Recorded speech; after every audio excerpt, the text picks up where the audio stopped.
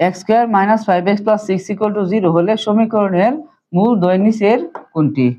এখন প্রথমত এখানে মূল দ্বয়ের কথা বলা হয়েছে। মূল দ্বয় মানে হচ্ছে এখানে এই সমীকরণের মধ্যে যে চলক আছে সেই চলকের মান, অর্থাৎ এই চলকের দুইটি মান বের হবে, কারণ হচ্ছে এই সমীকরণটি হচ্ছে দ্বিঘাত বিশিষ্ট সমীকরণ, এজন্য এর মান বের হবে দুইটি। তাই আমরা এই সমীকরণটি সমাধান করি। x square minus 5x plus 6 equal to 0।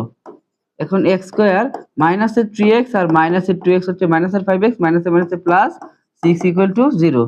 এখানে x আছে, এখানে x আছে, একটা x কমন গেলে এখানে একটা x থাকবে, মাইনাস এখান থেকে x গেলে এখানে থাকবে হচ্ছে 3, মাইনাস এখানে 2 আছে, 6 এর মধ্যে 2 আছে, একটা 2 কমন গেলে এখানে থাকবে হচ্ছে x, মাইনাসে প্লাসে মাইনাস 3 2 এ 6। এখান থেকে যদি আমি 2 নিয়ে নিই তাহলে থাকবে হচ্ছে এখানে 3 থাকবে, যে 3 থাকলো আর পাশে 0।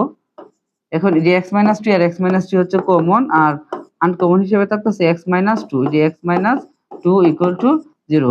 এখন আমরা দুইটি রাশির গুণফল কখন 0 হয়? যখন দুইটি রাশির মধ্যে একটা রাশির মান শূন্য থাকে, তখনই এদের গুণফল কি হয়? শূন্য হয়।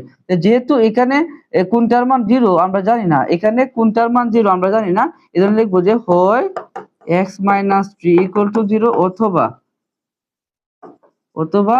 x - 2 equal to 0। সুতরাং x ইকুয়াল টু হচ্ছে -3 এর পাশে গেলে +2, x ইকুয়াল টু -2 এর পাশে গেলে +2। তাহলে x এর মান 3 এবং 2 দুইটি হবে। এখন এই 3 এবং 2 দুইটা কোনটার মধ্যে আছে? ক নাম্বার অপশনে আছে। তাহলে আমাদের ক নাম্বারই হচ্ছে সঠিক উত্তর।